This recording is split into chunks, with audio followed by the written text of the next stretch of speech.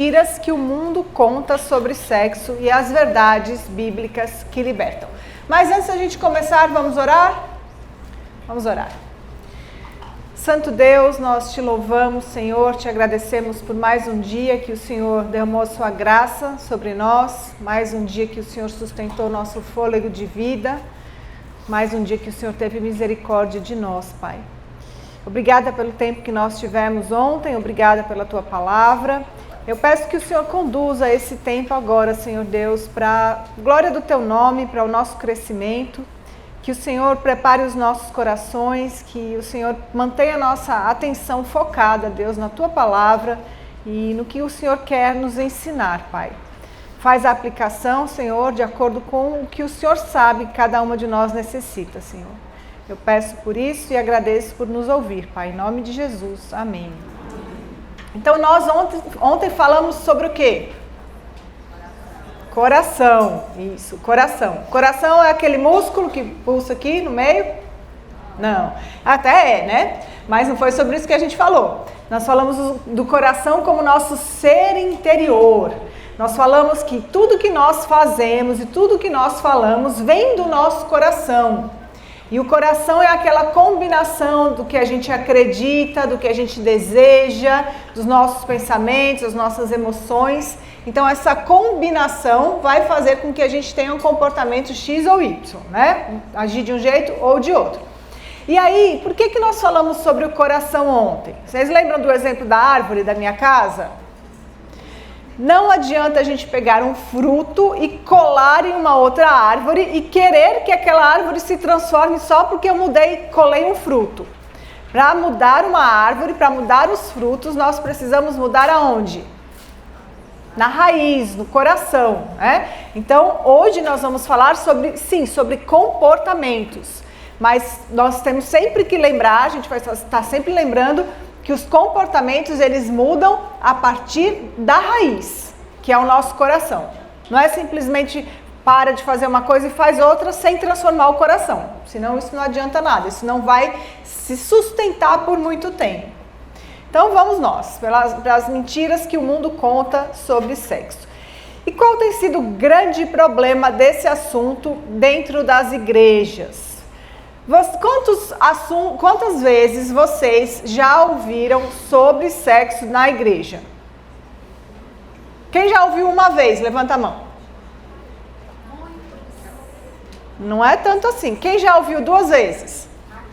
Já diminui bastante. Quem ouviu 3 vezes? Diminui mais, né? Então, talvez em alguma igreja específica o assunto está sendo ensinado. Mas é a realidade da maioria das igrejas? Não, não é.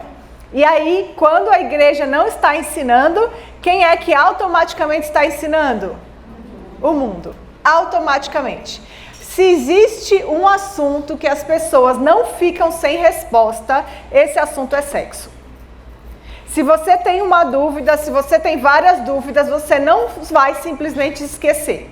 Você vai procurar a resposta em algum lugar. E se você não está procurando na palavra de Deus, você pode estar sendo doutrinada, ensinada por um outro professor, que é muito perigoso, que é o diabo. Se não é Deus que está ensinando, automaticamente é o diabo que está ensinando. E olha só o que a Bíblia fala sobre o diabo. O mundo todo está sob o poder do maligno. Então, se a gente está aprendendo com o mundo, a gente está aprendendo com o maligno. E o diabo, quando ele mente, ele fala a própria língua, pois é mentiroso e pai da mentira.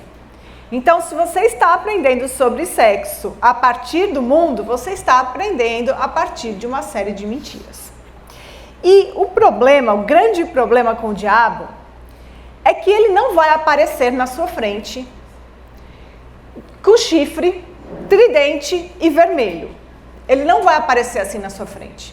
Não é assim que ele faz. Ele não chega na sua casa se apresentando desse jeito e fala: olha, eu sou o diabo, prazer, e eu vim aqui te dar uma aula sobre sexo. Não é assim que ele vai te ensinar. Ele vai usar aquelas coisas que o seu coração mais deseja. E aí ele vai colocar aquilo ali diante de você. Lembra que ontem a gente falando dos nossos comportamentos do coração, a gente viu que o que a gente deseja é o que mais vai impulsionar o que a gente faz?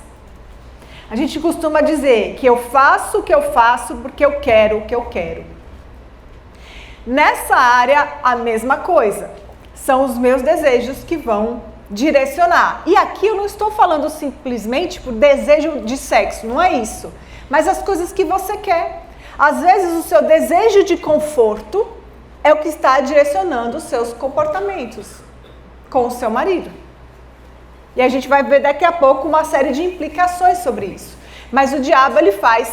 Vocês já ouviram a história de que para você direcionar um jumentinho, você simplesmente precisa pegar ali o que ele gosta de comer e colocar na frente dele? Já ouviram essa história? Tem até um desenhozinho que eu até coloco no livro, esse desenhozinho. Da cenourinha na frente do jumentinho. Se você colocar a cenourinha na frente do jumentinho, você leva ele para onde você quiser. E é exatamente isso que o diabo faz com a gente. Ele coloca aquelas coisas que nós mais desejamos diante de nós. E a gente segue, sem perceber que está seguindo coisas que não agradam ao Senhor. Então a gente vai ver uma série de coisas que a gente faz. Mas Deus, então isso é um fato, ok, mas nós não precisamos ficar com medo disso, de como o diabo trabalha o nosso coração, porque Deus, ele já nos deu todas as coisas que nós precisamos. 2 Pedro 1, 3 e 4 diz assim, que o seu divino poder nos deu todas as coisas que necessitamos para a vida e para a piedade, por meio do pleno conhecimento daquele que nos chamou para a sua própria glória e virtude.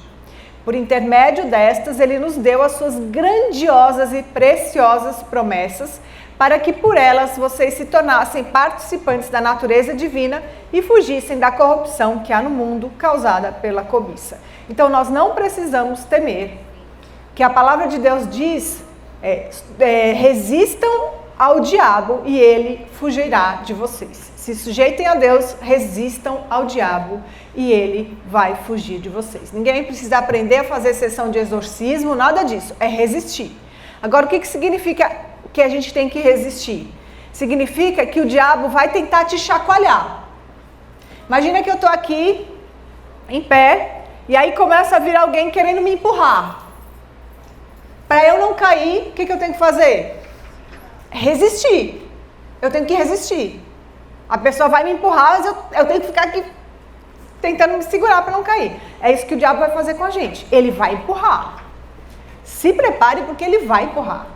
Você não vai passar batido, ninguém passa. Ele vai empurrar, mas a gente precisa resistir. Então, mentiras do diabo e as verdades bíblicas que libertam. E a primeira mentira é a seguinte: sexo é algo impuro, errado, vergonhoso e não deve ser falado no meio cristão.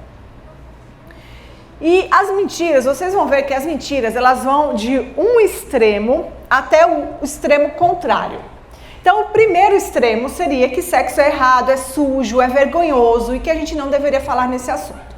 Muito provavelmente, tem gente aqui que já está se sentindo desconfortável só porque eu já falei 37 vezes a palavra sexo. Não é? Eu sei que tem. Porque até é desafiador falar a palavra dentro da igreja muitas vezes. Mas nós vamos ver o que Deus diz. Deus diz o seguinte. Em Gênesis 1, nós até lemos, né? A gente leu Gênesis 2, que é a seguinte. Em Gênesis 1, 27, 28 e 31, nós temos as seguintes informações. Assim Deus criou o ser humano à sua imagem. A imagem de Deus o criou, homem e mulher os criou. E Deus os abençoou e lhes disse: sejam fecundos, multipliquem-se. Deus viu tudo o que havia feito e eis que era muito bom. Aí no capítulo 2, por isso o homem deixa pai e mãe e se une à sua mulher, tornando-se os dois uma só carne. Ora, um e o outro, o homem e a sua mulher, estavam nus e não se envergonhavam. Então, vamos começar olhando Gênesis 1. Como é que nós temos aqui? Gênesis 1, nós temos um relato mais geral da criação, falando que Deus criou homem e mulher. Ou seja, Deus cria esses dois seres que são diferentes, foi Deus quem criou essas diferenças, mas são seres complementares. São diferentes em funções, mas ambos são criados à imagem e semelhança de Deus. Ou seja, homem e mulher têm o mesmo valor diante de Deus, mas têm funções diferentes. Deus criou essas diferenças. Foi Deus que desenhou cada corpo. Foi Deus quem decidiu como é que o corpo iria funcionar. Foi Deus quem fez com que a procriação fosse através da relação sexual. E para pensar um pouco. Deus é Deus. Existe alguma coisa impossível ou difícil para Deus? Não. Foi Ele que criou. Ele poderia ter criado de qualquer jeito. Ele podia ter criado de uma maneira que, aqui existe o fruto do bem e do mal, aqui existe o fruto da reprodução. Então, quando vocês quiserem um bebezinho, vocês vão lá e vão comer esse fruto e vocês terão um bebezinho. Ele não podia ter feito isso? Foi Ele que criou, Ele podia ter feito de qualquer coisa.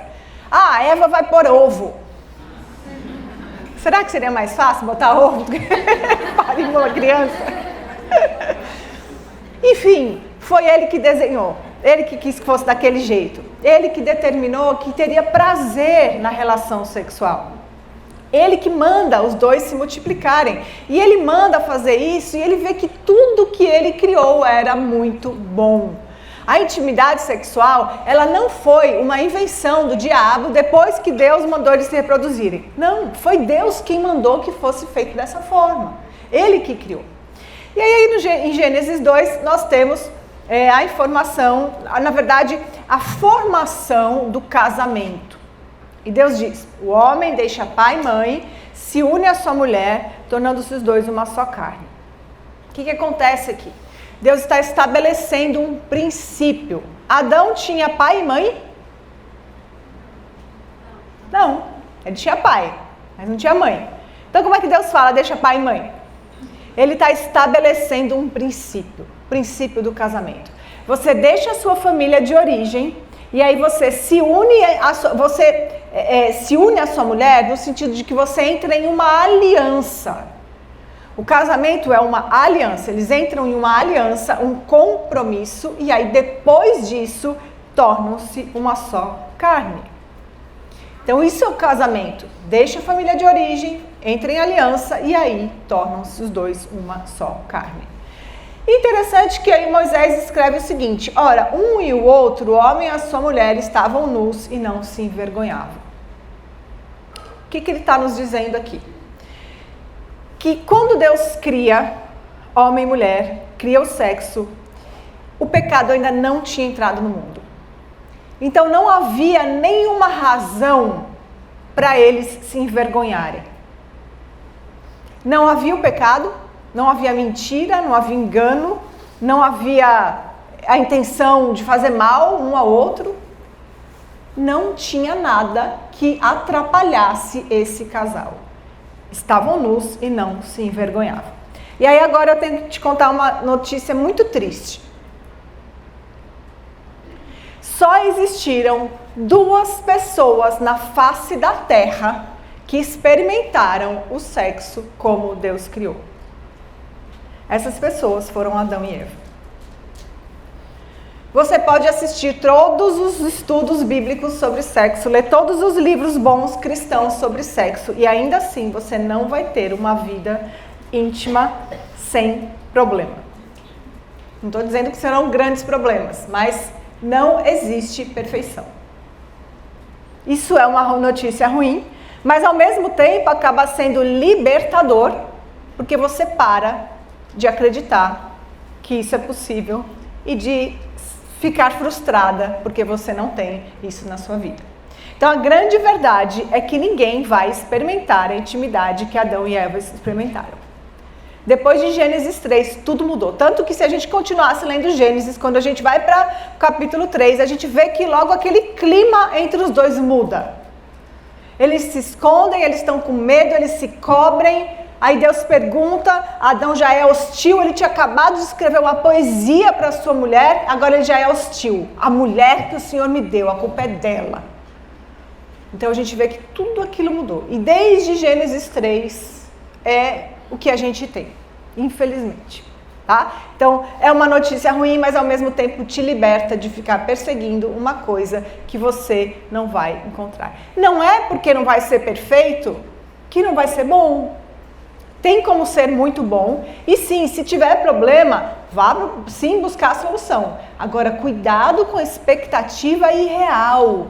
Cuidado com o pensamento que é muito comum hoje em dia, que é assim: está todo mundo tendo uma vida sexual maravilhosa e só eu tô nessa miséria. Isso é mentira, tá? Isso é mentira. Só que o mundo quer que você engula isso. Lembra que eu falei de mulheres abandonando seu marido e seus filhos? Pois é, algumas dessas mulheres, que eu conheço a situação, abandonaram marido e filhos porque elas não estavam tendo uma vida sexual satisfatória. E isso foi a razão para abandonar o marido e os filhos. Para trocar uma família formada, um casamento feito diante de Deus, por uma aventura. Então, lembra que eu falei que o diabo vai te chacoalhar? Resista, porque o diabo vai te chacoalhar. Então vamos para frente. Não é vergonhoso, não é nada disso. Olha só, a gente viu até agora nessas passagens Deus falando de procriação, né? Ah, se multiplique. Então eu já ouvi de irmãos o seguinte: Larissa, sexo é só para procriação. Deus criou só para isso. Então como é que você me explica esse texto aqui em Provérbios? Salomão escrevendo para o seu filho, e ele escreve assim: beba das águas da sua cisterna, das águas que brotam do seu próprio poço. Por que deixar que as suas fontes transbordem pelas ruas e os teus ribeiros pelas praças? Que elas sejam exclusivamente suas, nunca repartidas com estranhos. Seja bendita a sua fonte, alegre-se com a esposa da sua juventude. Gazela amorosa, corça graciosa, que os seios de sua esposa sempre o fartem de prazer e sempre o embriaguem os carinhos dela. Por que, meu filho, ser desencaminhado pela mulher imoral? Por que abraçar o seio de uma leviana? Cadê a procriação aqui nesse texto? Salomão está falando de intimidade sexual e ele está falando de prazer. E ele está falando para o seu filho: meu filho, isso é uma alegria no casamento. Dentro do casamento. Não vai cair na mentira do diabo, te dizendo que fora do casamento é mais interessante. Aproveite a sua esposa. Então Deus cria para a procriação, com certeza, mas Ele também criou para o prazer do casal. Prazer do casal. Então a gente acabou agora de derrubar a mentira de que seria errado, sujo, vergonhoso. Não é. Dentro do casamento, não é. Mentira 2. É pecado ter desejo sexual. É errado a mulher tomar a iniciativa para a relação sexual com seu marido. Então aqui nós estamos falando da esposa com seu marido. Nós não estamos falando de uma jovem que está interessada em um jovem e aí ela toma iniciativa. Não estou falando disso. Eu estou falando da esposa com o seu marido. Hebreus 13:4 diz que digno de honra seja entre todos o matrimônio e o leito sem mácula. Porém, aos que se dão à prostituição e aos adúlteros, Deus os julgará. O leito conjugal, sem mancha, ele é digno de toda honra. Toda honra. É tão santo e puro quanto orar e ler a Bíblia. E para algumas pessoas isso pode ser assustador ouvir, mas é verdade. É o que Deus está dizendo. E olha que interessante, quando aqui em Hebreus fala leito, é uma tradução mais suave do que de fato foi escrito no original. Porque a palavra aqui no original é a palavra coito. Digno de honra entre todos seja o ato sexual sem mancha, sem mácula. Mas Deus vai julgar aqueles que se envolvem em prostituição e adultério. Mas indo para a parte da iniciativa, esse trecho aqui era para estar na mentira anterior. Aqui, a iniciativa da mulher. Existe um livro na Bíblia, o Cântico dos Cânticos, que é um livro que celebra o amor e a intimidade no casamento. E aqui nós temos alguns trechos onde todos eles são a mulher tomando a iniciativa. Amanhã nós vamos falar sobre a esposa de Cântico dos Cânticos. E aí nós vamos falar mais sobre isso. Mas olha algumas coisas que nós vemos aqui, a esposa falando. Beije-me com os beijos da sua boca, porque o seu amor é melhor do que o vinho. Venha depressa, meu amado, correndo como gama o filho da gazela sobre os montes perfumados. Venha, meu amado, vamos fugir para o campo, ali eu lhe darei o meu amor. Então aqui em todas essas passagens nós temos a esposa tomando a iniciativa com o seu marido. Ela chamando o seu marido. Então isso não é uma coisa errada, isso não é uma coisa inapropriada, certo?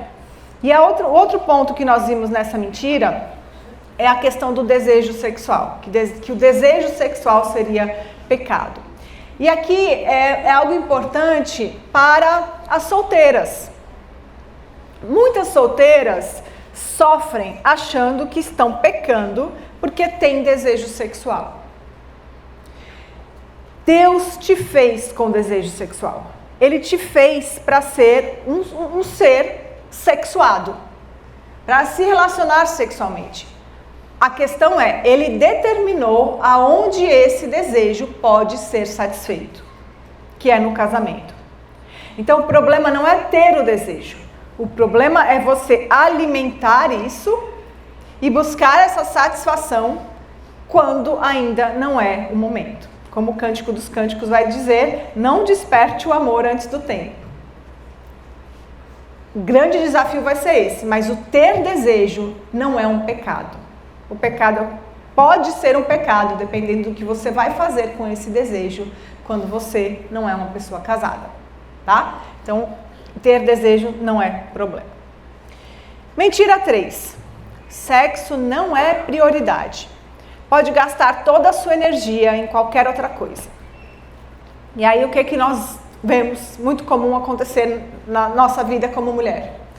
Eu sou invencível, eu posso fazer tudo, eu posso servir em 15 ministérios da igreja, ainda posso servir em todas as funções do meu trabalho, eu ainda posso ser a síndica do meu condomínio, eu ainda posso ser a número 1 na maratona que vai ter na cidade. Ou seja, eu posso fazer tudo, eu dou conta de tudo. E aí no final do dia eu estou o quê? Morta, exausta, acabada. O que é que sobra para o meu marido? Nada. Sono. Sobra sono. Haja chazinho para acalmar o homem, né? Porque você está morta. Então a gente precisa lembrar que Deus colocou prioridades específicas na nossa vida. A prioridade número 1, claro, quem é? Deus. Ele é a prioridade número 1 na nossa vida. Só que nós precisamos entender que o relacionamento com Deus não é a mesma coisa que servir na igreja. Eu posso estar servindo em 15 ministérios na igreja e ter zero relacionamento com Deus, sabia? Às vezes eu estou muito ocupada com as coisas da igreja, mas eu não estou me relacionando com Deus. Eu tenho uma vida de oração medíocre, eu tenho uma leitura bíblica mais medíocre ainda, e eu estou achando que eu estou colocando Deus em primeiro lugar, só porque eu sirvo no louvor, no Ministério de Mulheres, no Ministério Infantil, no Ministério de Aconselhamento, no Ministério de Arrumar Cadeira, no Ministério de Fazer Comida. Isso não é a mesma coisa que servir a Deus. Você pode sim estar servindo um monte de ministério e estar servindo a Deus, pode. Mas não é automático isso. Ah, porque eu sirvo em ministério, eu estou servindo a Deus. Então, nosso relacionamento com Deus, ele depende de duas coisas fundamentais.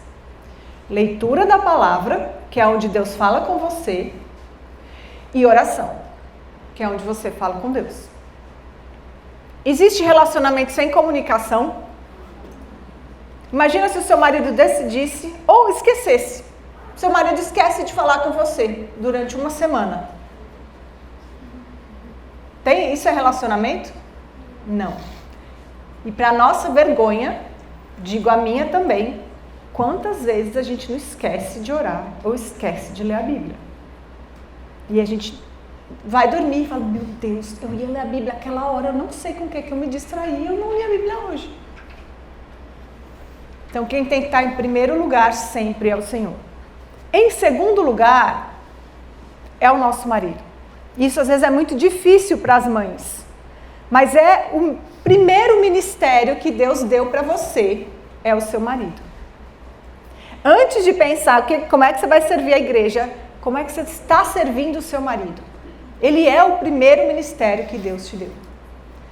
Qual era a única coisa que Deus olhou na criação e disse que não era bom? O homem estar só. Era a única coisa na criação que não era boa, o homem estar só. E aí Deus pega e cria um cachorro. Não foi? Para fazer companhia? O marido? Não. Aí Deus cria o celular. Também não. Deus cria o videogame? Também não. Deus cria a mulher. Como é que está o nosso ministério de ser companheira do nosso marido? Companheira do nosso marido. Lembre que ele é o seu primeiro ministério. Se estiver preocupada se você não está servindo bem nos ministérios, olhe como é que você está servindo a sua casa. Seu marido deve ser o primeiro. Por que o primeiro antes dos filhos? Porque só existe um relacionamento na palavra de Deus que a gente torna uma só carne. Apesar do teu filho ter saído de dentro de você, ele sai de você para um dia deixar pai e mãe e se unir à sua mulher. E aí sim tornar-se uma só carne. Grande é um mistério, mas foi dessa forma que Deus fez. Só existe um relacionamento que até a morte o separe.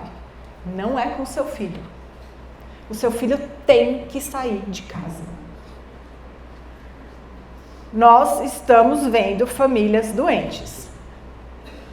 Bebês de 42 anos que moram com a mamãe.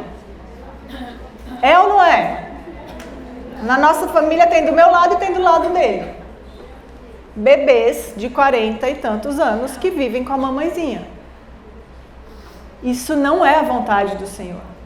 Deus fez o ser humano para sim, durante um tempo, ser treinado dentro da sua casa por pai e mãe, para um dia tocar a sua vida. E aí a gente tem esse bebê de 42 anos deprimido e a sua mamãezinha também deprimida, vivendo uma relação doentia. Isso é muito triste. É uma das tristezas do nosso tempo. Lembrei de uma coisa engraçada. Hoje de manhã no hotel, a gente estava tomando café. Atrás da gente tinha uma mesa cheia tinham 4 pessoas mais idosas, né? E eles falando sobre as mazelas do tempo de hoje em dia, né? Falando, no meu tempo ninguém ficava traumatizado com nada. Hoje em dia não pode nem olhar para o menino, vai traumatizar o menino. E aí o senhorzinho falou assim, na minha época a minha psicóloga era a chinela. É isso mesmo, né? E ninguém virou bandido, ninguém ficou traumatizado, não teve nada disso. Então nós precisamos crescer, sair de casa, formar a nossa família. Então o marido, em seguida de Deus, e depois os filhos. Sim, é um ministério importante, mas criar os filhos para saírem de casa e formarem a sua família. Isso é o que Deus quer. Então, as prioridades corretas para que a gente tenha tempo e disposição para o nosso marido. E aí a pergunta que não quer calar, quer fazer o seu marido feliz? O que homem geralmente gosta bastante, né? Além de comer. Futebol, talvez, né? Eu sei que existem casais, e infelizmente hoje em dia tem sido até bem comum, em que a mulher tem mais desejo do que o homem. Isso pode ter várias explicações.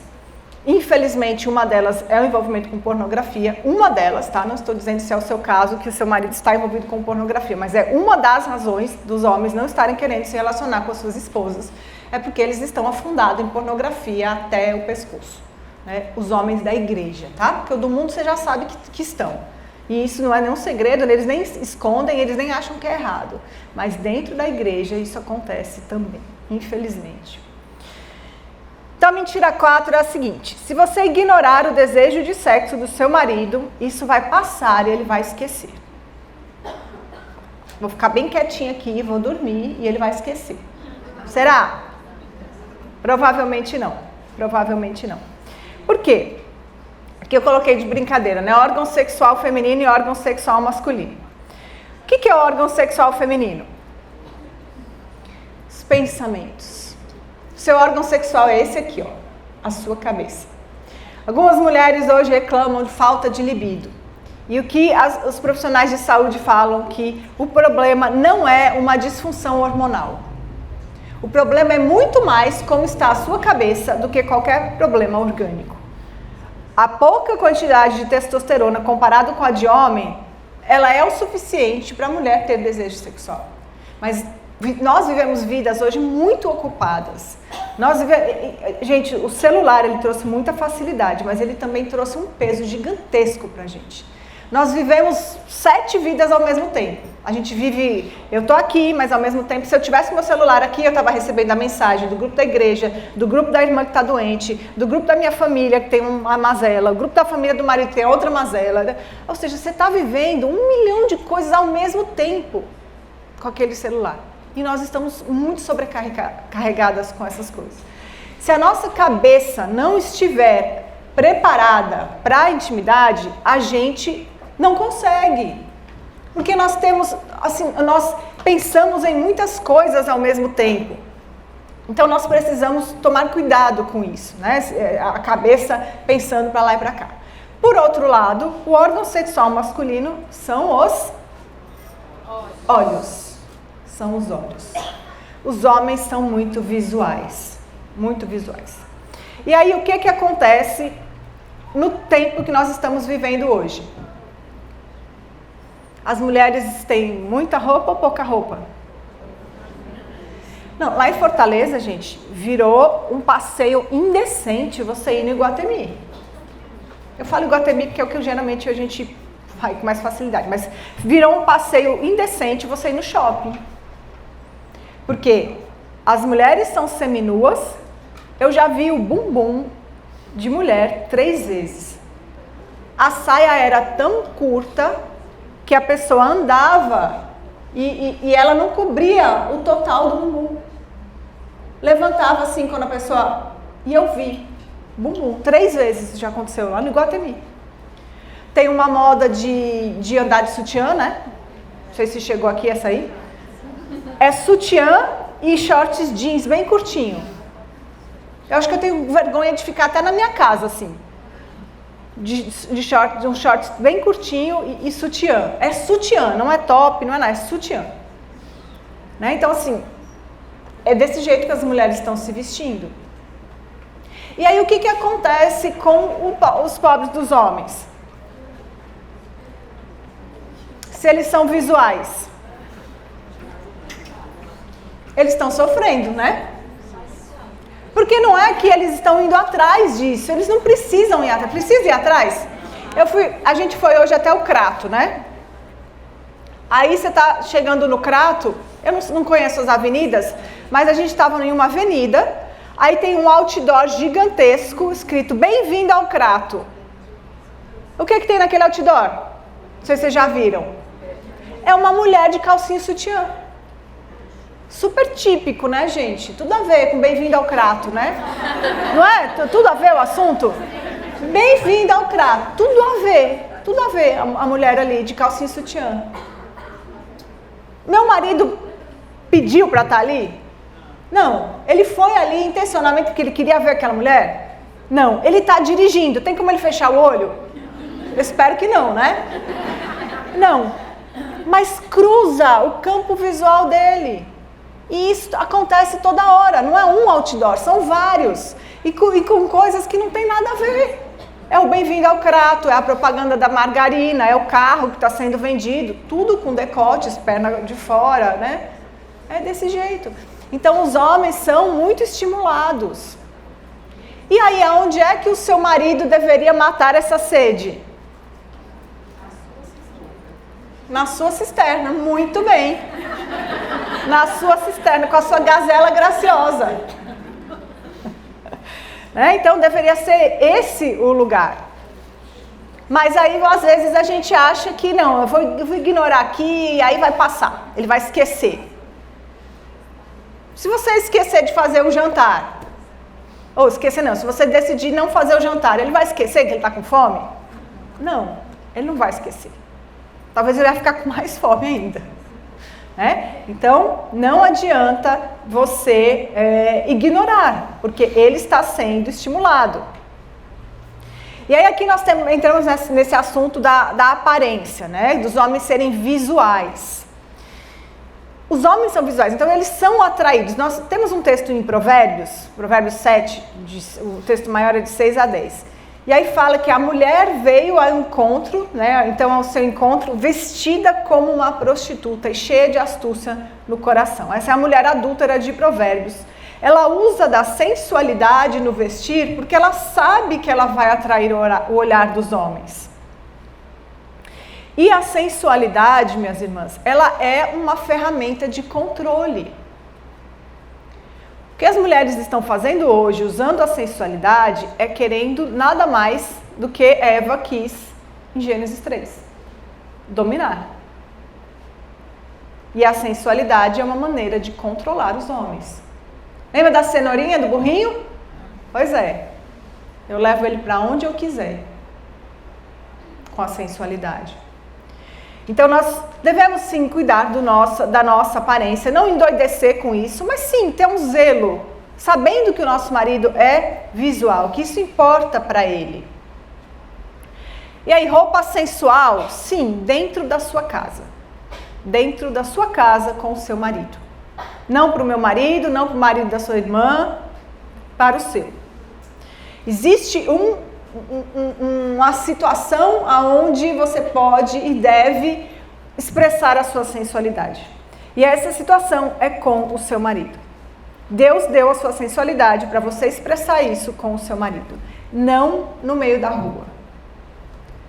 E a gente às vezes se confunde. A gente confunde beleza com sensualidade. Dentro da igreja a gente confunde. Vocês já ouviram alguma vez assim? Nossa, a irmã tá bonita, tá sexy. A gente ouve às vezes, né? Agora, o que é estar sexy? Essa palavra vem de onde? A mulher sexy, ela atrai o quê? Que tipo de olhar? Um olhar de admiração, de nossa, como ela é inteligente, que mulher interessante.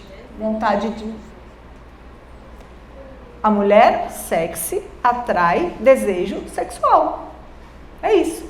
Sensualidade, estar sexy, é você atrair pelo sexual. É você despertar desejo sexual. Mas olha que sério que Paulo escreveu aos Tessalonicenses. Pois essa é a vontade de Deus, a vossa santificação, que vos abstenhais da prostituição, que cada um de vós saiba possuir o próprio corpo em santificação e honra, porque Deus não nos chamou para a impureza, e sim para a santificação.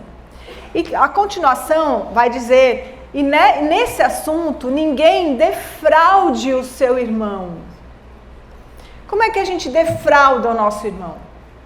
Quando a gente oferece uma coisa que a gente não tem direito de oferecer, que ele não tem direito de usufruir. Aquela velha história, o que está na vitrine é para vender, né? Então a gente não deveria colocar na vitrine o que não está à venda. Isso é defraudar. Para a mulher, defraudar o homem é quando ela usa sua sensualidade para alguém que não tem o direito de usufruir dela. Para o homem, defraudar uma mulher é diferente. É quando ele vem todo Dom Juan, e acontece também dentro da igreja isso, e ele não tem o direito de despertar isso na mulher. E isso, gente, às vezes acontece com homens que são casados. Às vezes você já até passou por isso. Um irmão casado, mas que ele é todo Dom Juan. Ele pega sua mão, beija, fala que a irmã tá bonita. Cuidado, fuja. Fuja disso. Porque nós somos tentadas pelo relacional. Eu tenho certeza que se não tivesse ninguém aqui, aí você abre um pouquinho a porta para ver se já tinha começado e você vê um homem nu. Você sai correndo, não sai? Eu saio. Eu saio correndo. Porque nós não somos atraídas pela nudez. Agora, se o irmão vem, pega a sua mão, dá um beijinho, a irmã tá tão bonita hoje, mudou o cabelo, você já fica assim, né? Como assim, né? Isso mexe com você. Um homem, se ele abre a porta e vê uma mulher nua, ele vai se esconder e vai ficar olhando mais um pouquinho, porque ele é atraído pela forma da mulher nua. Nós não somos. Então a gente tem que entender o que é tentação para nós e o que é tentação para os homens. E cuidar disso, com certeza. Mentira 5. Negar sexo ao seu marido não é pecado. Tudo bem, se você não está afim, se você não quer mais, se você já teve todos os filhos que você queria, agora, meu filho, olha, já deu. Já cumpri a minha missão nesse casamento. Será que a gente pode fazer isso? Vamos ver, né? 1 Coríntios 7, de 3 a 5. O marido deve cumprir os seus deveres conjugais para com a sua mulher e da mesma forma a mulher para com o seu marido. A mulher não tem autoridade sobre o seu próprio corpo, mas sim o marido. Da mesma forma, o marido não tem autoridade sobre o seu próprio corpo, mas sim a mulher. Não se recusem um ao outro, exceto por mútuo consentimento, durante certo tempo, para se dedicarem à oração. Depois, unam-se de novo para que Satanás não os tente por não terem domínio próprio. Então, o que Paulo está dizendo aqui? Olha, existe um dever conjugal. E ele começa falando com quem? Com quem? Marido. Marido deve cumprir os seus deveres conjugais com a sua mulher. O marido deve isso para a mulher e, da mesma forma, a mulher com o seu marido. Nós devemos isso para o nosso marido, porque o casamento é onde ele pode satisfazer o desejo. O marido deve à esposa, a esposa deve ao marido. A mulher não tem autoridade sobre o seu próprio corpo, o corpo é do marido, e da mesma forma, o marido não tem autoridade sobre o corpo é da mulher. Não se recusem um ao outro. Tá claro ou não tá aqui? Será que é um texto difícil de entender? A gente precisaria aqui de vários comentários bíblicos para entender esse texto? Não. Não se recusem um ao outro, exceto por mútuo consentimento, ou seja, os dois concordam, durante um certo tempo, para se dedicarem à oração. E depois, unam-se de novo, para quê? Satanás não os tente por não terem domínio próprio. Então, quando o marido não está dando o que é devido à esposa, a esposa não está dando o que é devido ao marido, as pessoas se tornam mais suscetíveis às tentações do diabo. A pessoa está desprotegida. Ah, então quer dizer que se um trair, a culpa é do outro? Absolutamente não. Não é. Cada um é responsável pelo seu próprio pecado. Não tem essa, ele me traiu porque eu não estou dando o que ele quer. Não, isso não, diante de Deus não.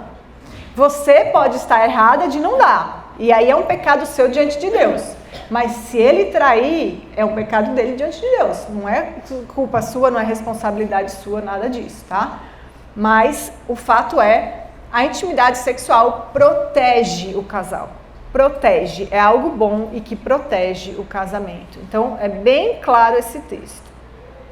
Mentira 6. Sexo é primeiramente para satisfazer o meu prazer. Eu vou buscar porque eu quero me satisfazer. E aí eu pergunto para você,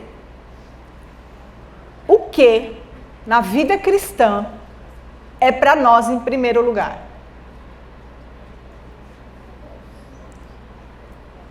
Aonde é na Bíblia que diz alguma coisa que a gente deve colocar a gente em primeiro lugar? Nenhum lugar. Para o mundo, é sempre: você tem que estar em primeiro lugar. Ah, mas se eu não me amar, eu não posso amar o outro. Isso é uma mentira. João escreveu em 1 João: nós amamos porque ele nos amou. Nós não amamos porque nós amamos a nós mesmos. Nós amamos porque ele nos amou. E nós não merecíamos. Então a gente aprende amor pelo amor de Cristo, não amando a nós mesmos. O mandamento é amar o seu Deus acima de todas as coisas e ao outro como você já se ama. Nós já nos amamos o suficiente. O que a gente precisa é amar mais a Deus e amar mais aos outros. Então, não é primeiramente para o alto prazer, para autossatisfação. Nós vimos agora em 1 Coríntios, o marido cumpre o seu dever com a sua esposa, a esposa com o seu marido. A própria descrição do amor, o amor não busca os seus próprios interesses. Em Filipenses, falando de Jesus, vai dizer para que a gente não faça nada por interesse pessoal ou por vaidade, mas por humildade, cada um considerando os outros superiores a si mesmo. O nosso chamado é considerar o próximo, não a nós em primeiro lugar. E aí, quem é o próximo, mais próximo que a gente tem? É tão próximo que é uma só carne. É o marido. É o marido. Aí agora a gente vai para o outro lado das mentiras. Entre quatro paredes pode tudo. Já ouviram isso no meio cristão? Eu não sei qual é o livro, mas já me disseram que tem isso em livro cristão. Isso é mentira. A gente para discernir isso. Entre quatro paredes pode tudo. Você falar isso para um coração pecador. Será, gente? Será mesmo que Deus ia querer santidade absoluta em todas as áreas da nossa vida, mas aí ele vem aqui, faz um cercadinho e fala, ó, isso aqui é a vida sexual. Aqui dentro eu vou fechar os olhos e você faz o que você quiser. Será, gente? Isso é o perfil do nosso Deus? Não. Não tem como Deus falar para um pecador que em alguma área da vida dele, ele pode fazer tudo que o coração dele quiser. Até porque o coração é tolo, como a gente viu ontem, né? Então, entre quatro paredes vale tudo que seja para a glória de Deus. Esse é o princípio que nós precisamos respeitar. Se é algo que fere a consciência, não vale. Se é algo que machuca, seja emocionalmente, seja fisicamente, seja fazer mal para a saúde, não é uma coisa que glorifica a Deus. Então, não vale tudo entre quatro paredes. Devemos respeitar também o princípio de viver em amor. Então, viver em amor é honrar a outra pessoa. Se eu faço qualquer coisa que a outra pessoa não quer, isso não é amor. A imoralidade é que usa o outro para o próprio prazer. O amor é o contrário disso. O amor se sacrifica pelo outro. Deus amou o mundo como? Como é que Deus amou o mundo? João 3,16. Enviando o seu filho para morrer. Deus nos ensinou o amor através do sacrifício. Amar é se sacrificar por uma pessoa que merece? Não. Amar é se sacrificar por uma pessoa que não merece. Quando eu uso a outra pessoa para o meu prazer, isso é imoralidade, não é amor. Ainda que seja o meu marido. Se eu estou usando ele, só usando ele para o meu prazer, isso é imoralidade sexual. Devemos respeitar o princípio de não nos envolver, então, com imoralidade, o princípio de que sexo é a expressão de amor entre marido e esposa. Mentira 8, estamos quase acabando. Se você não tiver experiências fabulosas todas as vezes que se relacionar com seu marido, existe um problema com vocês. E aí tá bem grande para todo mundo ver. Sexo não é performance. Sexo não é o que você aprendeu aí nas séries, nos filmes. Não é performance. Não precisa ser uma experiência mais fabulosa todas as vezes. E se não tiver acontecendo desse jeito, tem um problema com vocês. Não, o dia a dia é dia a dia mesmo. É rotina mesmo e não tem nada de errado com isso. Vão ter momentos especiais? Vão. É bom que tenha. Agora, não precisa se preocupar de que toda vez tem que ser um momento fantástico, cheio de coisas especiais. Não é isso. Não é performance. É expressão de amor. Expressão de amor para conectar os cônjuges. Mentira 9. Pornografia não faz mal a ninguém. É um negócio que assim, ninguém sabe, estou só eu aqui, né? Só para apimentar as coisas, não tem nenhum problema. Será? Eu listei aqui 12 danos que a pornografia causa a você, ao seu cônjuge e à sociedade. Primeiro, exploração de pessoas tratadas como um objeto. Deus criou o ser humano para ser a sua imagem e semelhança. Essas pessoas que se colocam nessa situação de fazer um filme pornográfico, elas estão servindo como objetos. Ninguém considera aquelas pessoas como seres humanos. Elas são objetos para o prazer de alguém. Então aqui já começou errado. Tira totalmente a dignidade do ser humano, a exploração dessas pessoas. Os Estados Unidos faz estudo de tudo, né? E fizeram um estudo com pessoas que fazem filmes pornográficos e 100% das pessoas que foram entrevistadas tinham algum tipo de doença sexualmente transmissível. Todas as pessoas. O índice de suicídio nesse mercado, suicídio ou homicídio, agora não estou me lembrando se era homicídio ou suicídio, mas era maior do que o dos policiais de Los Angeles, nos Estados Unidos, que já é alto. Então é uma indústria de destruição e de morte. A pornografia treina a sua mente para uma interação irreal. A dinâmica que existe nos filmes pornográficos é uma coisa que não acontece na vida real. E aí, o que acontece com a pessoa que consome muita pornografia? Ela começa a ver sexo em tudo. Ela começa a confundir a comunicação das pessoas, os sinais das pessoas, e ela acha que todo mundo está querendo ali alguma coisa. E aí a pessoa se torna inapropriada mesmo. Ela se torna até um criminoso. Porque ela acha que tudo é sexo. Então, treina a mente para uma interação irreal. Treina a mente para uma coisa que não é o que acontece entre esposa e marido. Treina o corpo para estímulos irreais. Pornografia geralmente vem acompanhada com a autossatisfação. E a pessoa que entra nessa prática, ela vai treinar o seu corpo para ter prazer com ela mesma. O grande problema é que o marido nunca vai conseguir fazer o que a pessoa faz. Isso destrói o casamento. E olha o que é muito comum entre as ginecologistas que são descrentes. Você chega para a ginecologista e você fala que você está tendo um problema com o seu marido. Um problema na intimidade sexual. Aí ela vai te sugerir que você conheça melhor o seu corpo e as coisas que você gosta. Ela pode até te sugerir que você assista filmes pornográficos e explore o seu corpo. Agora eu te pergunto, você chegou lá, na ginecologista, com um problema. O problema é que você e o seu marido não estão conseguindo se entender nessa área.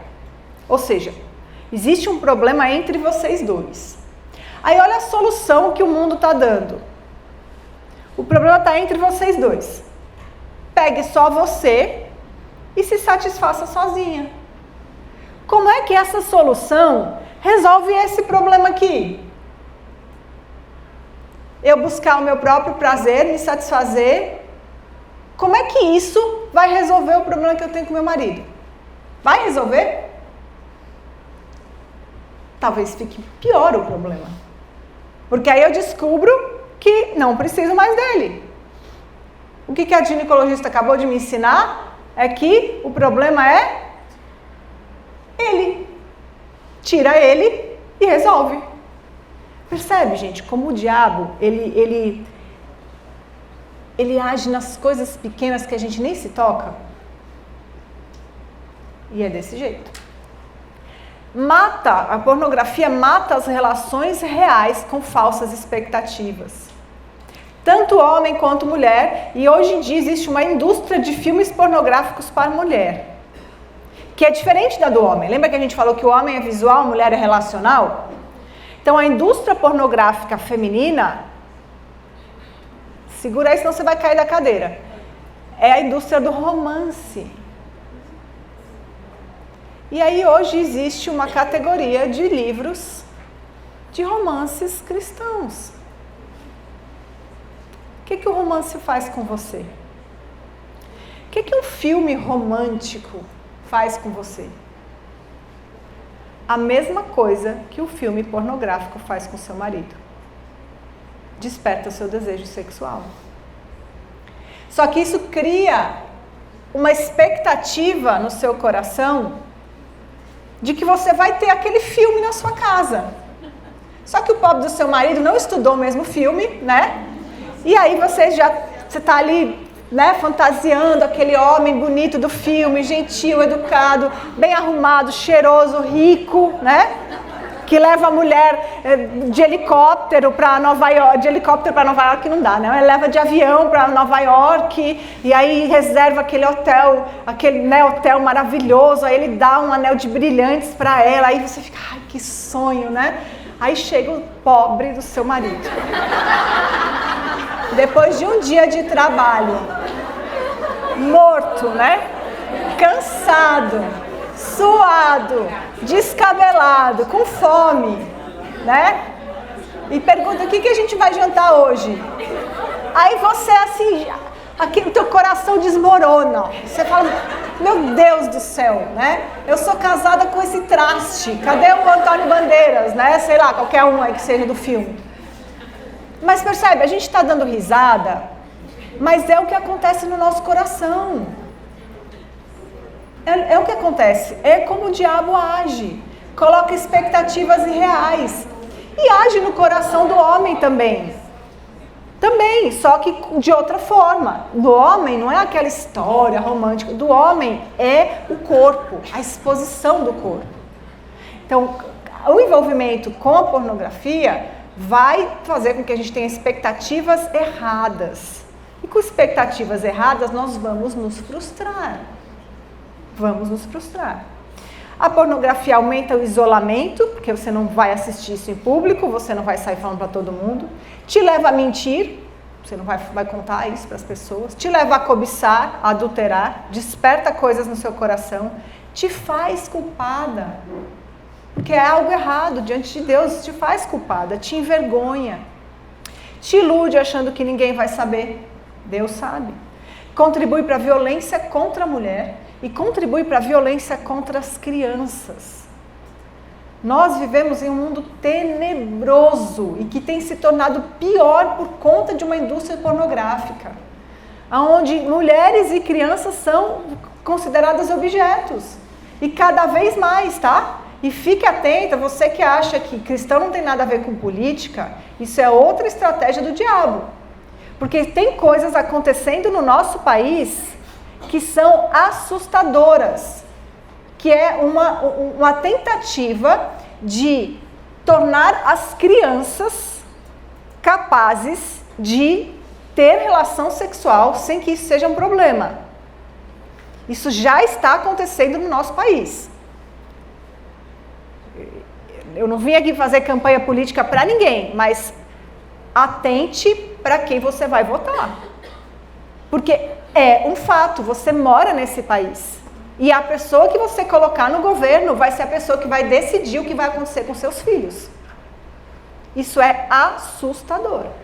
Eu não sei se vocês viram, eu nem vi a situação toda que aconteceu, mas parece que tem um casal que fazia homeschooling e eles foram presos. E aí teve uma mulher que parece que o namorado dela matou a criança dela e o juiz considerou que ela estava recebendo um perdão judicial porque ela era vítima de um patriarcado. misógino. Olha o país que nós estamos vivendo. Então, gente, isso é sério. Isso é sério, tá? Isso é sério. Vamos pra frente. Vamos respirar. Por onde eu começo a mudança? As coisas no meu coração. Provérbios 28:13 diz que quem esconde os seus pecados não prospera, mas quem confessa e abandona encontra misericórdia. Como eu falei, todos nós temos pecados nessa área. Ninguém vai experimentar o que Adão e Eva experimentou. Então a gente começa confessando ao Senhor. Se você reconheceu coisas no seu coração hoje, confesse ao Senhor. Senhor, me perdoe, eu tenho feito isso, aquilo outro. E eu quero que essa área da minha vida glorifique o Senhor. Me ajuda, me capacita. Paulo escreveu uma coisa maravilhosa aos Coríntios. Ele dá uma lista de pecados gigantescos, os imorais, os efeminados, tal. E aí ele fala assim, alguns de vocês eram assim. Mas vocês foram lavados, foram santificados, foram justificados no nome do Senhor Jesus Cristo e no Espírito do nosso Deus. Não existe pecado que nos leve além da graça do Senhor. Qualquer tipo de pecado que nós tenhamos nos envolvido, nós podemos voltar para o Senhor e Ele vai nos perdoar. Nada te leva além da graça do Senhor.